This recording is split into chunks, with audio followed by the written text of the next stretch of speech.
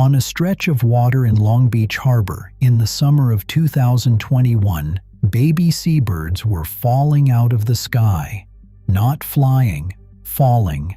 Chicks too young to swim were tumbling off the edge of two industrial barges and dropping straight into the harbor, where most of them drowned within minutes.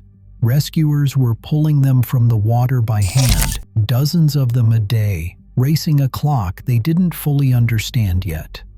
These were elegant terns, one of the most range-restricted seabirds in all of North America, and an entire generation of them was about to disappear inside an oil port, 2,000 miles from where they were supposed to be. So how did thousands of wild terns end up nesting on a barge bound for a naval weapons station? And why did pulling them out of that water matter to the entire Pacific coast? Bolsa Chica Ecological Reserve, Huntington Beach, California, the spring of 2021. This is where it actually starts, on a quiet stretch of protected coastal wetland in Orange County. Every year, a noisy, crowded colony of elegant terns settles onto a low, sandy island inside the reserve to nest. They arrive in the thousands, white underneath, light gray across the wings, with a shaggy black crown and a long, slender orange bill that looks like it was dipped in paint. They pack themselves shoulder to shoulder, lay their eggs almost on top of each other, and raise the next generation in one dense, vulnerable mass. And that word, vulnerable, is the whole story. Because the elegant tern is not a common bird pretending to be rare. It is genuinely hanging by a thread. Somewhere between 90 and 97% of every elegant tern on Earth breeds on a single tiny island off Mexico called Isla Rasa. One island, almost the entire global population. Outside of that, only a handful of colonies exist anywhere, and most of them sit on the Southern California coast. Bolsa Chica is one of those few footholds. The species is listed as near threatened, and in California it carries the label Species of Special Concern. There is a reason this story is still talked about today, and it comes down to that concentration. When almost an entire species nests in 2 or 3 places, a single bad afternoon in one of them can erase a whole year of breeding. The terns had no backup. And in May of 2021, that fragile arrangement was about to be tested in the worst possible way. The rules at Bolsa Chica are posted plainly. No drones, no dogs, no bikes. The reasons are not bureaucratic. A nesting colony this tightly packed will panic and flush into the air at the first sign of an aerial predator, and a drone, to a tern, reads exactly like a hawk. The clock was already ticking on this colony. Nobody on the ground could hear it yet. On May 3rd, a drone crashed onto the reserve grounds. The birds erupted off their nests in a white cloud of alarm. Then, remarkably, they came back. They resettled. They kept incubating, and for about a week it looked like the colony had dodged the worst of it. It had not. Around the 11th to the 13th of May, a second drone went down inside the reserve. This time, the terns did not return. Roughly 3,000 adult birds abandoned the colony in a single mass panic and never came back to those nests. Behind them, they left somewhere between 1,500 and 2,000 eggs, sitting exposed and cooling on the open sand with no parents to warm them. Every one of those eggs was lost. In her 20 years of working with wildlife, Melissa Lobel, the environmental scientist who manages the reserve, has never seen such devastation. Kim Kolpin of the Bolsa Chica Land Trust put it even more bluntly. This was the largest nest abandonment on record at the reserve, and somehow it gets worse. Both drone operators were eventually identified and cited by the California Department of Fish and Wildlife, and a $5,000 reward had been offered for information. But citations do not bring back 1,500 eggs. Now here is where most disaster stories would end. The colony fails, the birds scatter, the season is lost. But this was not just about Bolsa Chica anymore. The 3,000 displaced adults didn't give up on breeding. They went looking for somewhere new, and what they found was almost the worst place they could have picked. A few miles south, in the working waters of Long Beach Harbor, sat two large industrial barges anchored near the old ocean liner, the Queen Mary. The barges belonged to a construction firm, Connolly Pacific, and they were being prepared to be towed out to Naval Weapons Station Seal Beach. To a desperate turn, the flat steel deck looked like a safe, predator-free island. So they landed, and they started over. By the time anyone grasped the scale of it, an entire nesting colony of around 10,000 elegant terns had set up on two barges in the middle of an active harbor. They laid eggs on the bare deck. The chicks hatched on the bare deck, and then the trap closed. The barges couldn't simply be moved to shoo the birds off, because the moment the terns nested, federal law took over. The Migratory Bird Treaty Act made it illegal to disturb an active colony, which meant the company couldn't tow its own barges. If you're wondering how a private construction firm ends up legally frozen by a flock of seabirds, so was everyone involved. The barges were stuck, and so were the chicks. Out in open harbor water, a steel barge is a terrible nursery. Elegant tern chicks can't fly for weeks, and they can't swim at all in their first days. On a natural sandy island, a wandering chick just walks back toward the colony. On a barge, the edge of the world is a sheer drop into salt water. Chicks crowding away from the heat, or shoved by the press of the colony, or panicked by a loud noise, had nowhere to go but over the side. And the noises came. On July 1st, the first two stranded chicks were found, not on a barge, but washed up on a jetty in the harbor, having somehow survived the water. Then came the 4th of July weekend, and with it, fireworks over the harbor.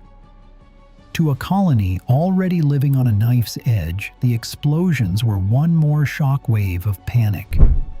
Chicks began going into the water in larger and larger numbers. Aquarium staff working the harbor were soon picking up an average of about 35 chicks every single day. The timing of all of it, the drone, the relocation, the fireworks falling one after another, was almost too perfect a chain of bad luck.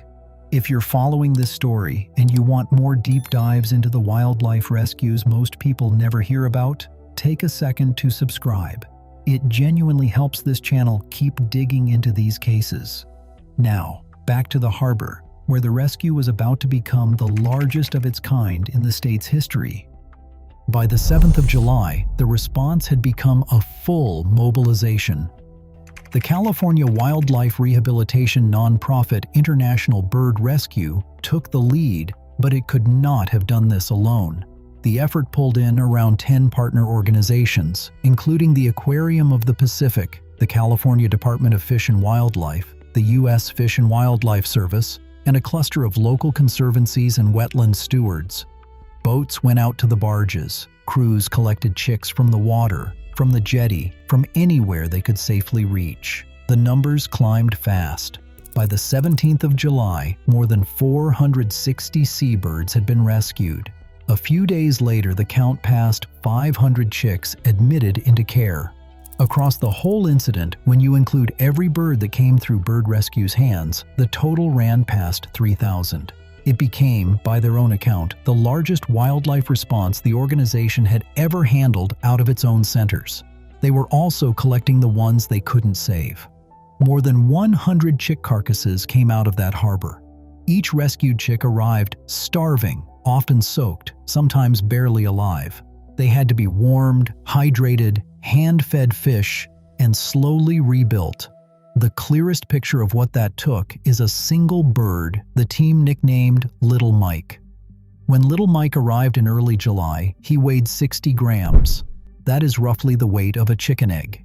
He spent about a month inside the Wildlife Center, fed and monitored around the clock, putting on more than 100 grams. By the time he was released, he weighed 188 grams, more than triple his rescue weight. A bird that should not have lived through July was suddenly a healthy juvenile ready for the open coast. Before any of them went free, the team did something that would matter enormously later. Every released tern was banded. A metal identification band went on one leg, and a bright red or orange band went on the other, with some birds getting a dab of reddish ink on their head feathers for short-term tracking. In a few weeks, those colored bands would become the thread that turned a rescue story into something almost no one expected.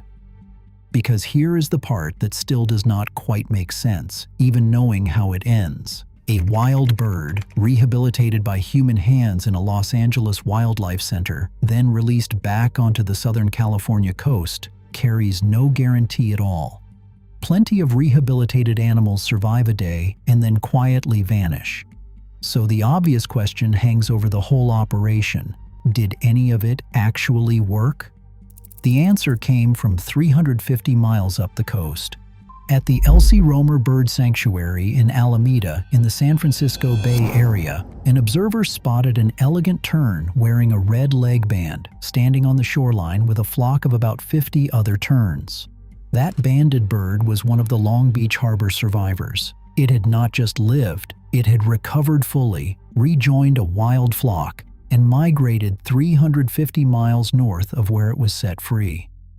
One of the chicks that had been pulled half-drowned from an oil harbor was now thriving in a completely different bay, and it was not a fluke.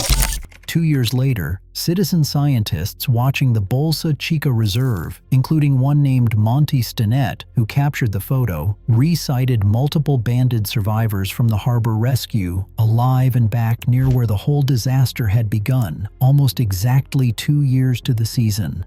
The bands closed the loop. These birds had been given a full life. Working at the intersection of care for individual animals and species conservation, said J.D. Bergeron, the Chief Executive Officer of International Bird Rescue, an entire generation of elegant terns was saved. This sentence is not marketing. When you remember that this species concentrates almost its entire population into a few breeding sites, saving a generation from one of those sites is not a feel-good footnote. It is a measurable defense of the species itself. This is also why the experts worry less about the raw head count and more about the geography. We worry about them because there are so few nesting sites, not so much because of their numbers, explained Dr. Michael Horn, a biology professor emeritus who has studied these terns for decades. The population figures sound reassuring on paper, somewhere in the tens of thousands. The fragility lives in the map, not the math. There is a deeper reason these birds are worth this much effort, and it has to do with what they eat. The elegant tern's entire fortune is tied to one small fish, the northern anchovy. When anchovies are abundant, the terns breed successfully. When anchovies crash, so do the terns. And anchovy numbers swing with ocean conditions, especially the warming and cooling cycles of El Niño. That makes these terns a living gauge of the health of the fish stocks beneath them. When biologists watch the terns, they are really watching the state of the ocean's food web off the California coast. It is also why the species has been quietly pushing north. Elegant terns only began nesting in the United States at all in 1959 in San Diego Bay. They reached Orange County by 1987. And in recent years, they have been turning up at brand new sites further up the coast, including that same Alameda area where the rescued bird was spotted, likely chasing the shifting distribution of anchovies in a changing ocean. A species that lives almost entirely on one Mexican island is slowly, cautiously building new addresses along the California shore.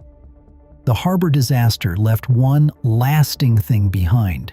Out of that emergency, the partners built a standing multi-agency task force dedicated to protecting the terns that depend on Southern California's ports and wetlands, so that the next time a colony lands somewhere, it should not. There is a plan instead of a scramble. And on land, habitat work has continued, including a dune restoration project funded to rebuild safer nesting ground near Huntington Beach over several years. The barges were a death trap. The response to them became a system. Go back to that first image. A flightless chick, 60 grams of soaked feathers, going over the steel edge of a barge in Long Beach Harbor and into water it could not swim in. By every reasonable expectation, that bird was gone. Instead, banded and rebuilt and set loose, one of those same chicks was later photographed standing healthy on a shoreline 350 miles to the north in a flock of its own kind. The harbor that nearly ended a generation of one of North America's rarest seabirds ended up launching them further up the coast than anyone had reason to expect. If a story like this is worth telling, it is worth sharing. Subscribe, and we will keep following the wildlife rescues that almost did not end this way.